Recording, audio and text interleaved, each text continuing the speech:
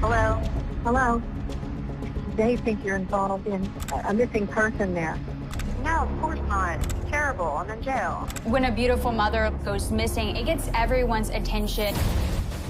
That had nothing to do with this. I haven't accused you of anything. I want to know to find Jolene. You know, and I've had a few bizarre cases in the past, but nothing like this. It's the Illuminati. I think that her people definitely are seriously involved in it. It's kind of funny. They keep me in solitary confinement like it's a bad thing. I love it. I can't believe that I could have loved somebody so evil. You are receiving a call from an inmate.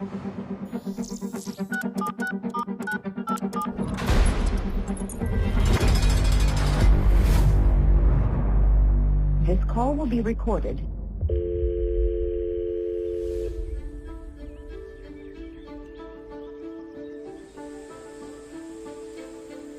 May 13th was not only Mother's Day, but it was also Jolene's birthday. She had 3 children.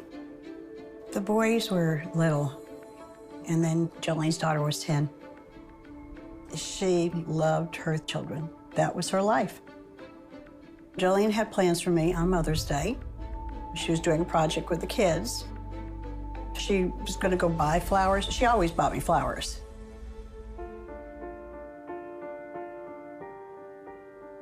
Jolene was going through a divorce, was supposed to be picking up her kids for Mother's Day from her ex-husband. It was after 6 when Jason pulled in the driveway and said that Jolene didn't show up. I began to worry. I would have heard from her. Definitely her daughter would have heard from her. And I looked at him and I said, something's wrong. Something's really wrong. Jolene would never have missed this day to be with her children.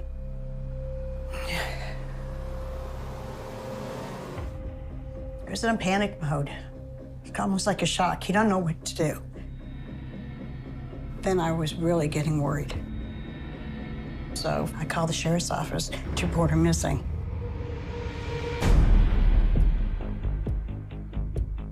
I had been at work about an hour, and I was asked to investigate a missing person. In this particular incident, with her being a mother of 3, not to answer the phone, not to show up for a child exchange, this was something that, we needed to get to work on right away. Early on in the investigation, we tried to, set up a timeline, and from what we could determine, the last time that anybody had saw or heard from Jolene was around 5 p.m. on Saturday afternoon when she was about to leave work at Tangles. Jolene Cummings was working at Tangles Salon. She was scheduled on the 12th to close shop that day with another girl named Jennifer Seibert. I was able to get a phone number from the salon owner for Miss Seibert. I did try to reach her via phone, and I ended up leaving a voice message about 10:30 at night on the 14th. On the morning of May 15th, I did get a telephone call from Jennifer Seibert. She stated that Jolene was acting normally on her last day at work, and that she had not seen or heard from Jolene since they left the salon at approximately 5 p.m. on Saturday. Jolene's vehicle was not in the parking lot, so we had to think outside the box. She could have gone off with friends, but nobody heard or saw anything from her. At that point in time, I'm thinking something happened after she left the salon.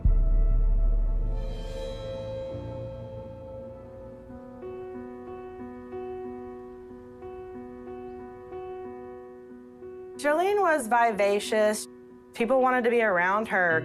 She was a very giving person. She was a very loving person. She was amazing.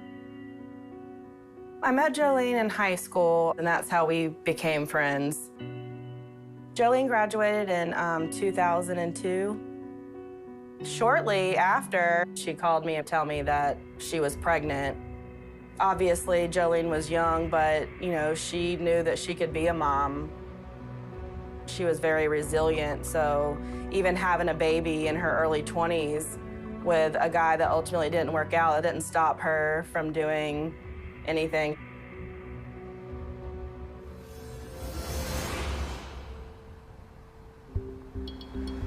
Jolene moved to Jacksonville with her daughter, and she went to cosmetology school. She had met this guy, Jason Cummings, and she thought he was exactly her type. They started dating and decided to get married. And then they ultimately had their 2 boys. And then that's when Jolene started working at Tangles. She loved the environment. She was doing amazing. Well, when she got the job at Tangles, she was ecstatic, of course. She had a career. She was building her clientele, and that quickly grew. She had a great career going. And then they started having problems, Jolene and Jason. And, you know, they decided to go their separate ways. News 4 Jax starts right now. We continue to follow breaking developments in the search for a Nassau County mother of 3. The 34-year-old hairstylist was reported missing by her ex-husband on Mother's Day when she didn't meet him to pick up the couple's 3 children. When someone's missing, as investigators, we tend to look at the obvious. Jolene was going through a custody battle with her soon-to-be ex, so we have to look at everything.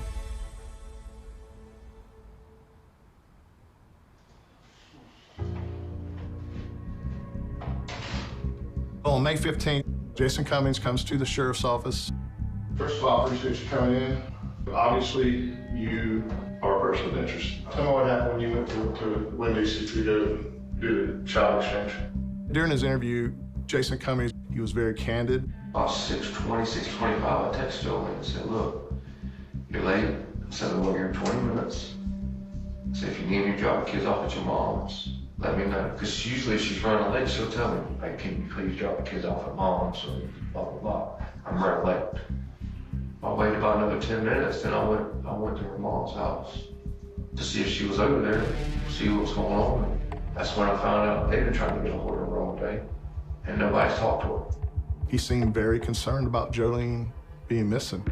That's my kid's mom, to be honest with you. What I do take seriously is my family.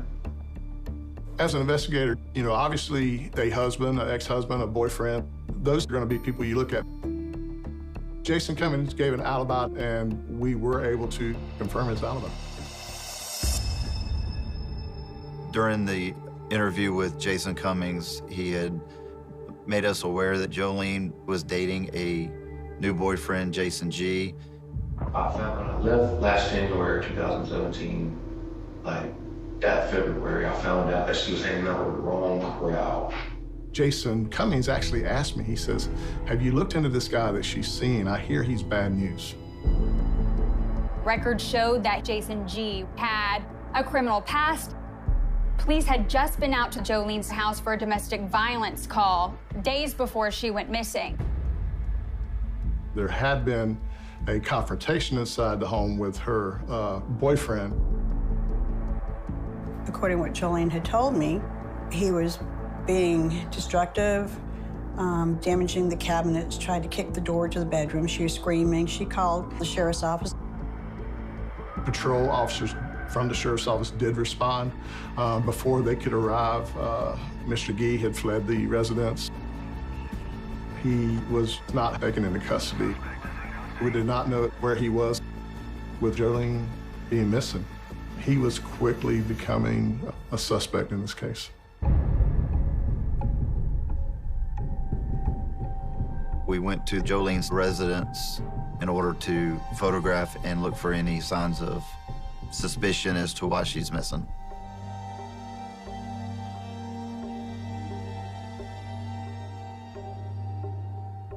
The inside of the home was in disarray. There were cabinet doors that were off their hinges. There were holes in walls, holes in doors. We knew that an altercation had taken place in there. We tried to contact Jason Gee. A detective called the phone in excess of 10 times. A male finally answered the phone. When the detective identified himself, the phone was immediately disconnected. So there's another red flag saying, we gotta find this guy.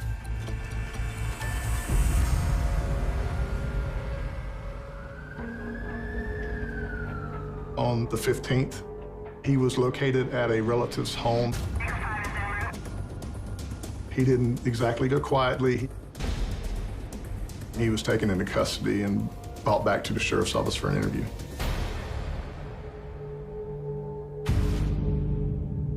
Sheriff, if I have him put those handcuffs in front of you, you gonna give me any issues? Okay. Jason G., during his interview, he did appear very fidgety. He appeared very nervous. What have you heard so far about her being missing? Just that she was last seen Saturday to leave from work at 5 o'clock. Last time I talked to her was 3:57. I looked on my text, 3:57 on Saturday this month. You knew we were looking for you to talk to you about this? Yes, sir. Okay. Why are you hiding out from us? I had one. He came across as someone who had something to hide. So where's your phone at? I don't have it. It's either at my cousin's or at my aunt's where I was this morning. I took the battery out of it and I said, I haven't been on it. That was very concerning to me that this guy who's been ducking and dodging me, now when he's taken into custody, he no longer has a cellular phone. I had nothing to do with this. I haven't accused you of anything. I want your help in finding Jolene. If I could help you, man, I would. I thought, okay, this cellular phone may be the key to, Jolene's location.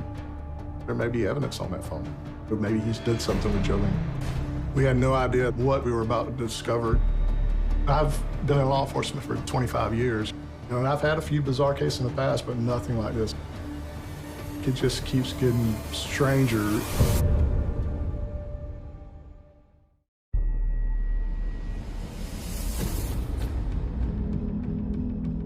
I was there the first day that the sheriff's office announced that Jolene Cummings was missing. This didn't seem like someone was just not answering her phone. It just seemed really strange from the beginning. So when a beautiful mother like Jolene Cummings goes missing, it gets everyone's attention. A case like this is going to get to you personally. With her being the mother of 3 children, I'm going to find out what happened to these kids' mom. And if I can, I'm going to bring her back to her children. I told you, the reason I got a warrant for violation of probation. I didn't want to go to jail. I didn't have nothing to do with Jolene. When I interviewed her boyfriend, Jason Gee, there were just all kind of things that were popping up that concerned me. But at the same time, he did legitimately seem concerned that Jolene was missing. I love her. I love the 2 little boys. I've been with them. I took care of them for the past year. I wouldn't do nothing hurt Jolene. You can take it how you want. Jason Gee, he was able to give alibi or location where he was the entire weekend between the 12th and the 14th. We were also able to interview the people he was with and confirm his alibi.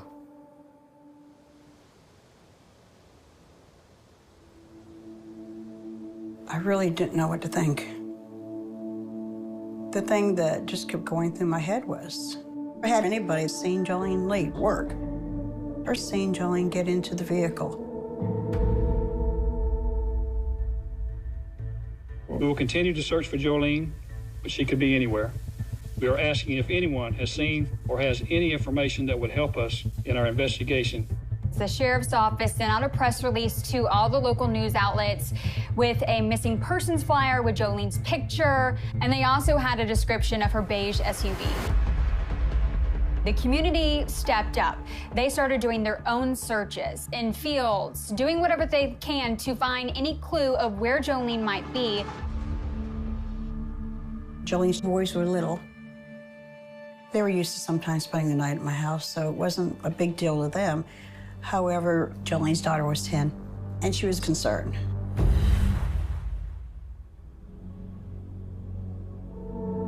I said, we need to go back and do a forensic search of Tangle's hair salon. When I first walked into Tangle's, nothing jumped out at me immediately. Then I did notice that a drawer front had been broken off the reception desk. I did notice blood droplets on the desk and on the floor. And then there was blood also located on a stylist chair closest to the front desk. When we did the application of Blue Star in the back of the salon and the way it lit up and the glowed, I had never in my career seen Blue Star light up to that degree. It was much more than I'd ever seen. The blood was in all areas, from the front of the store to the back of the store. A major struggle had occurred in the salon. We actually found a mop in the back of the salon and processed it. It was determined to be Jolene's blood. I knew then that I was working a homicide investigation, and I was going to have to tell Jolene's mother that she was dead. We kept holding on to the fact that maybe she was hurt. We didn't know for sure. And then they came to the house and told me the blood that was found was Jolene's blood, that Jolene was murdered.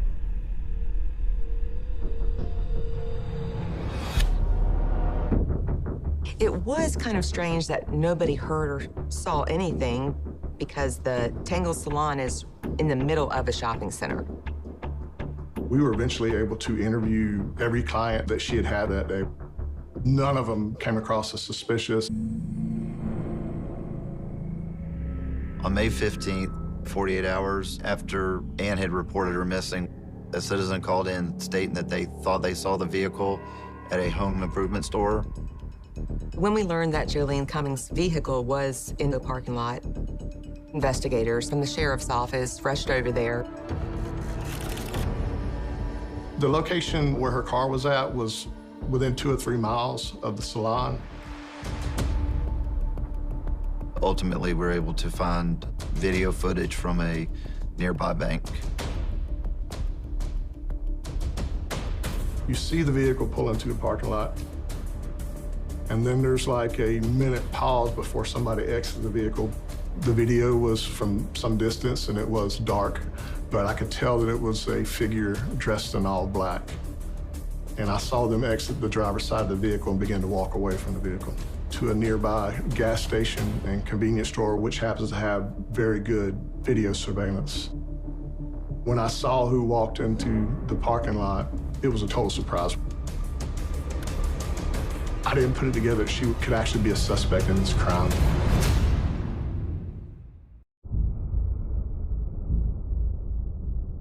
The last person that had seen Jolene Cummings was her coworker, Jennifer Seibert. When investigators first reached out to Jennifer Seibert, she basically told law enforcement that she didn't know anything about Jolene Cummings. So why was she in Jolene's car without her in it?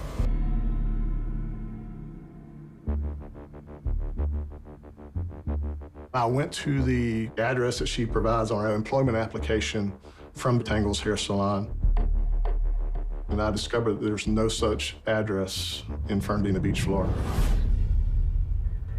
We immediately put a bolo out for her. We're on an all-out effort to locate Jennifer Seibert. We're pinging her cell phone. It's pinging in multiple locations. We started searching areas like rest areas, truck stops, places like that. So I went to 2 different rest areas, and then I saw her black Kia.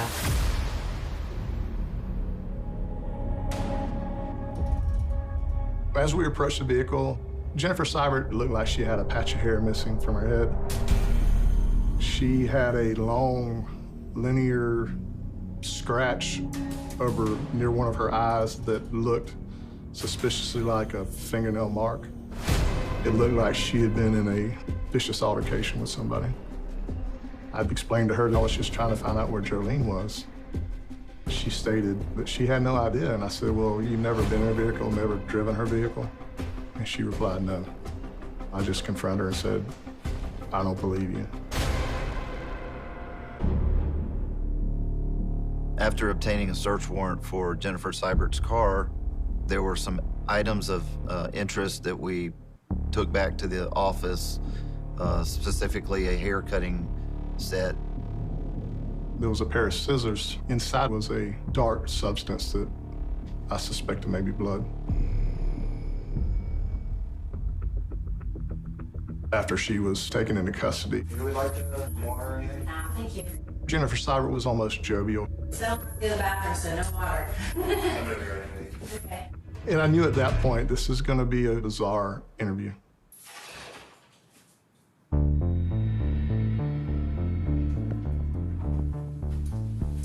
Are you sleepy? No, not at all. Looking at the crime scene once it was processed, I knew that Jolene struggled for her life. When I finally got to interview Jennifer Seibert, I knew at that time that Jolene was dead. But I'd hoped that I could at least convince her to tell me where Jolene's body was.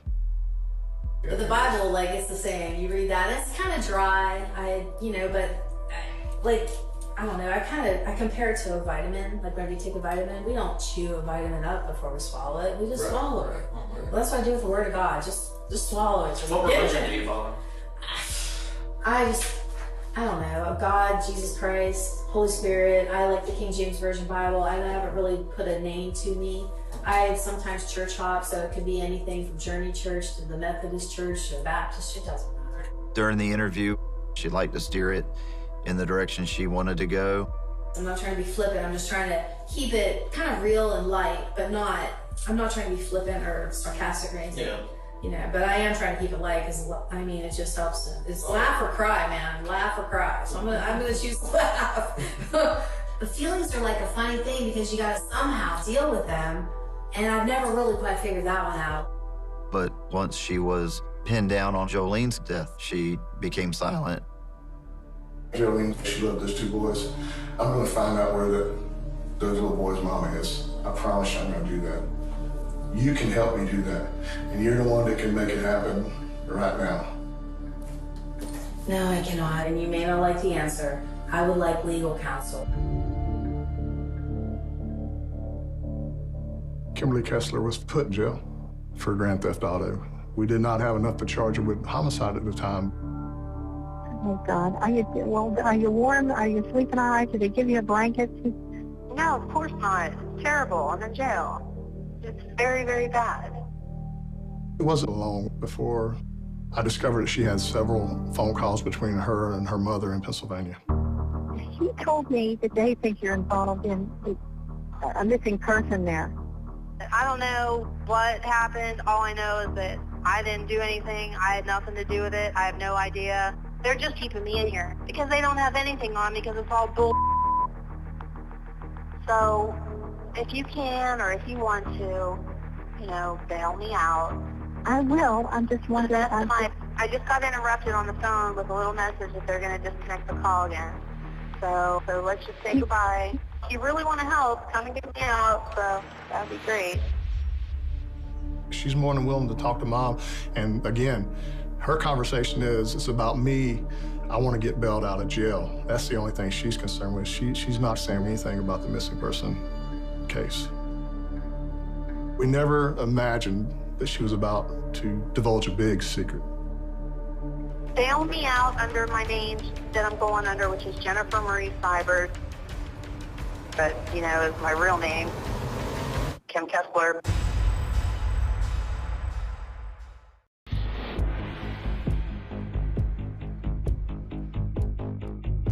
We had Jennifer Seibert in our custody for taking Jolene's vehicle. In the jail phone calls to her mother, she stated that she was somebody other than who we thought she was. We decided that at that point we needed to bring her back. What name do you want me to call you? Because I was talking to the detective and he said I might have been calling you by the wrong. That's fine. When you run my fingerprints through, they come up as Kimberly Lee Kessler. I was born in May of 1968, May 9th. I am 50 years old. I've been running from the FBI for over 25 years. I've been living under this particular alias since 1999, so not quite 1999, this is 18, about 19 years, and that's about it. So I would prefer to be called Kim. I had no idea at that time what was true. I mean, this is just getting more bizarre by the minute. Once we learned that she truly was Kimberly Kessler, the next question is, Who is she? How does she become this person who moves from place to place, taking identities? We discovered that she was married at one time. When she was married, she actually went by the name Melissa McKernan. When we spoke to the ex-husband and told him, what the situation was, he just couldn't believe it because her looks have changed so much over the years.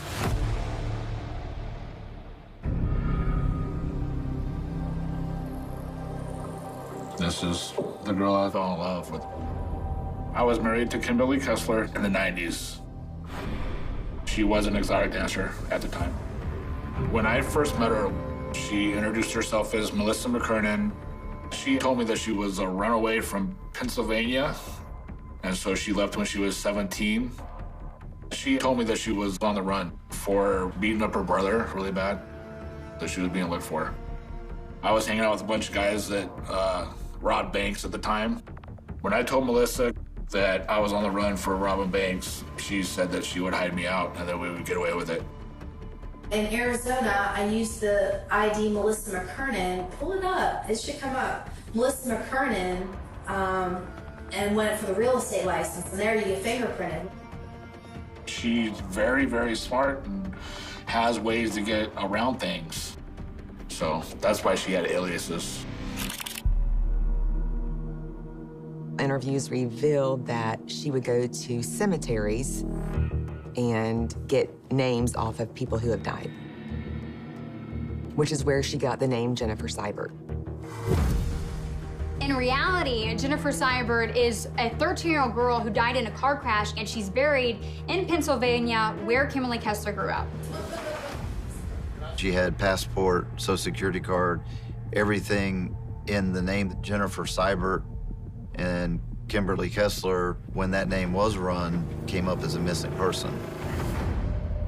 They were looking for me then. They're like, we show you these fingerprints come up as Kimberly Kessler, but you say you're Melissa McKernan. I'm like, So, so it started. It just goes on and on. Now, that's probably my mother saying I'm a missing person. I'm not missing.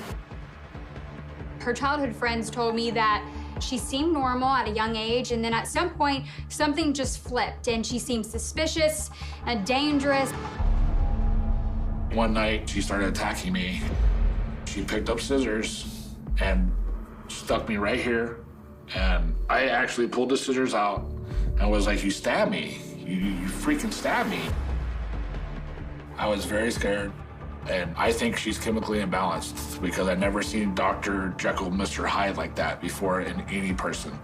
I was raised by kind of stout German people that are like, suck it up, because I'll beat you until you stop crying. So we're like, we finally learned. It only took a couple beatings. We're like, okay, we got this under control.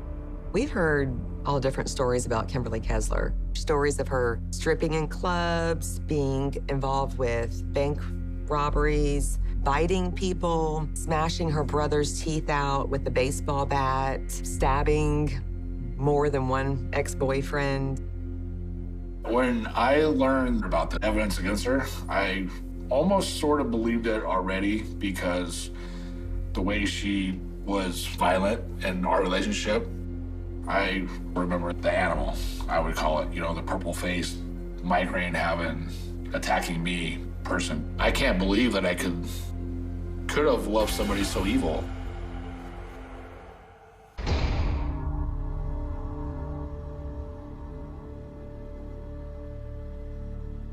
Once Kimberly Kessler was in the county jail, her behavior got more and more bizarre.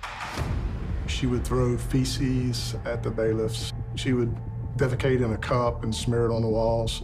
She had all kind of different outbursts. I heard about it from the mental health dude. He said Nassau County put it in there to put you in here in isolation because I'm a high-profile case is the reason that they put in there this time. Last time they put in there, they said that I refused to eat because everybody in the whole jail knew that they were poisoning my food. Everybody knew it, man. She had all kind of false allegations that she was being targeted. None of that was true. It's kind of funny. They keep me in solitary confinement like it's a bad thing. It's heaven, girl. I love it. She's manipulating these guards. She's manipulated her way into solitary confinement because that's what she enjoys. Surprise, they let me call you. Perhaps they were going to listen to a fascinating conversation between us. I don't know why they let me call you, but they did. They're making me hang up. I gotta go. They're making call me hang back up. later. I can't. All right, love you. I'll try. Love you. Bye. Bye. Love you. Bye. The phone calls between Kimberly Kessler and her mother provide a window to the mind of a murderer. You were in the newspaper, and I wondered why. Got the Illuminati on my ass. So that's what I'm thinking. Because, again, I can't prove it. It's just my opinion and what little bit I've seen on YouTube about some of the research I was doing on these secret societies is, like, nobody gets even 5 minutes worth or 5 seconds worth of airtime unless they have some sort of connection. I think it was an act. I think her bizarre behavior was to hope to get out of going to trial. She has the intelligence to plan this homicide, to execute the homicide, to try to cover up the homicide. The biggest challenge in this case was the lack of a body. We had to prove that Jolene was killed. It's very difficult to make a homicide case when you do not have the deceased person's body. I knew that we had to get as much evidence as we could. I knew we had to go back to the salon. I knew we had to do additional searches. The parking lot of Tangles has video surveillance. But originally, they told the other detectives the video was not good. I went back and I said, I want to see it myself. And that's when we discovered that they had video behind the business. Their video showed us a story that we needed to find out what happened.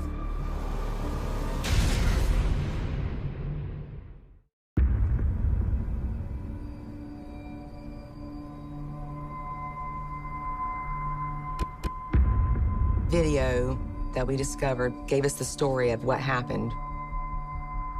We'd see Kessler walking from the back of the building to the dumpsters more than once, carrying big, heavy white bags. The same night, Kimberly Kessler had gone to Walmart, and in video, she is seen purchasing gloves, ammonia, and an electric carving knife. She took that electric carving knife back to the salon, and that's where she dismembered Jolene Cummings.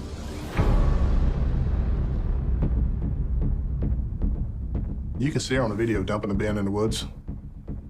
The bin was determined to contain blood and a partial fingernail that was determined to come from Jolene Cummings. When we searched the woods, we had cadaver dogs, but we didn't find anything. In the surveillance video, we could actually see the dump truck emptying the dumpster. If we'd have been at that dumpster earlier, maybe we would have found Jolene.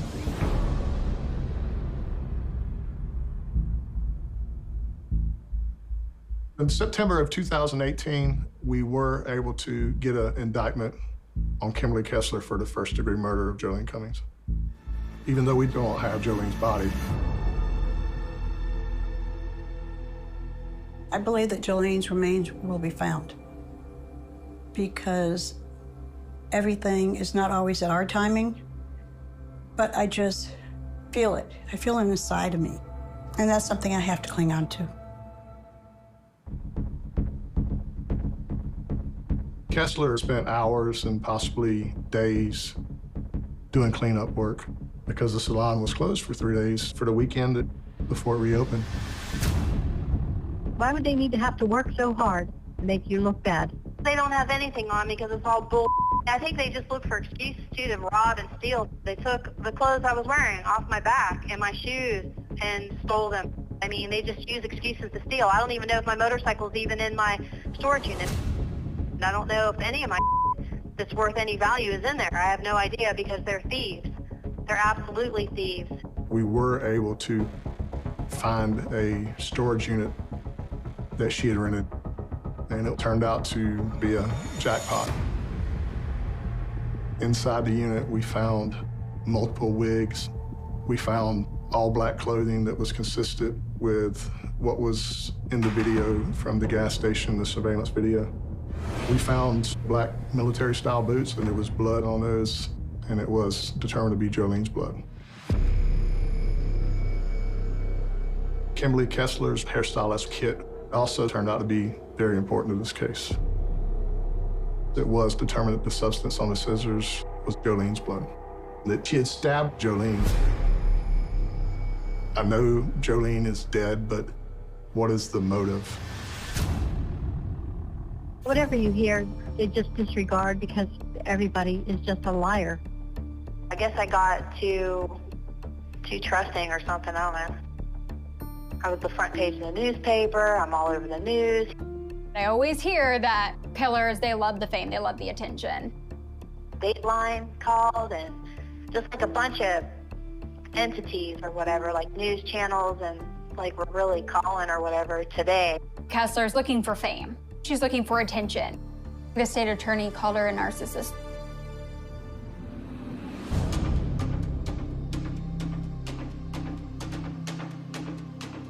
During the trial, Kimberly Kessler would immediately start yelling, I refuse the public defender's office. Every time she would yell and have an outburst, Jordan Beard is Jolene's cousin, and I refuse this assigned counsel. Jordan Beard, her defense attorney, was not Jolene Cummings' cousin. So why is she yelling that? She would do it so she would be excused from the courtroom. What, you don't want the public to know that? You don't want them to know? There was question if Kessler was competent or incompetent to stand trial. She was sent to a state hospital, and they determined she was competent. So ultimately, it was the judge's decision that she can stand trial. Her outbursts, they didn't stop. If anything, they got worse. She had to be wheeled in a restraint chair. She would have to be removed from the courtroom. As soon as she gets on the elevator, the chants stop. As soon as she's wheeled into the courtroom, they start back. That's not an insane person, that's a manipulative person. Those outbursts in court, those were all intentional. Kimberly Kessler was a coward, and she hid in the back room.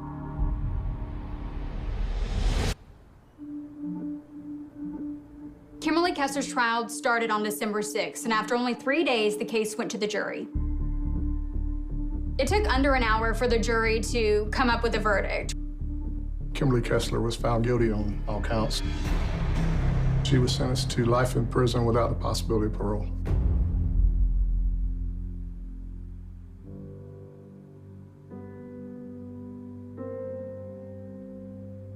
Why did she target my daughter? Yeah, probably through the jealousy to begin with. Jolene was the star at the salon. She was the one that had all the clients. That doesn't sit well with Kimberly Kessler. We found out a couple of days before Jolene went missing that there was a fight between the two. There was an argument in which Jolene confronts Jennifer and says, "You're fake. You're not who you say you are. I'm gonna find out who you really are." When she got mad, she just lost it, and she would just turn into a whole nother person. When she snapped, you can control her. It was just very vicious. She probably never had anybody that stood up to her like Jolene did. Kimberly Kessler most definitely met her match. Jolene took her down. My daughter and my daughter's DNA took her down. Jolene's the hero. My daughter is the hero. I'm relieved that we got justice, but the grief never ends. As the FBI was looking into Kimberly Kessler, her different aliases, there were other missing people that were known to be living in states that she had lived in, so there was a lot of questions. Could she be connected to any other missing person cases? I believe Kimberly Kessler's gotten away with a lot of stuff we don't even know about for 25 years. The first thing I thought, if you lived in all of those cities under all of those aliases, who else is missing?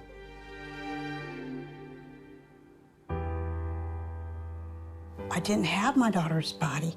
I didn't have a coffin. I didn't have a viewing. We didn't have a burial. If you could find it within your heart to tell us where the remains of my daughter. Where are the remains of my daughter? Give us some closure. We have a GoFundMe to raise money for the headstone. Even though Jolene's remains are not found now, we want to have that at the cemetery, a place I could take the children. You know, to say, hey, your mama's here. She's with God. I don't believe Kimberly Kessler will ever divulge where Jolene Cummings' remains are. Kimberly Kessler has no empathy. I miss that little quirky sense of humor. I miss everything.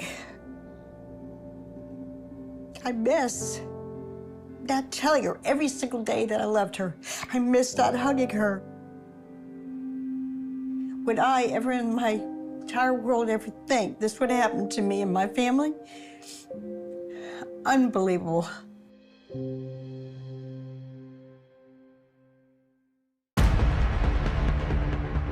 You've done nothing but get me in trouble my whole entire time around you.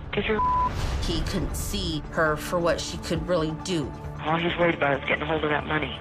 You never know what's going to come out of the mouth of a criminal when they're being recorded. You've done nothing but run around and act like a poor, pitiful piece of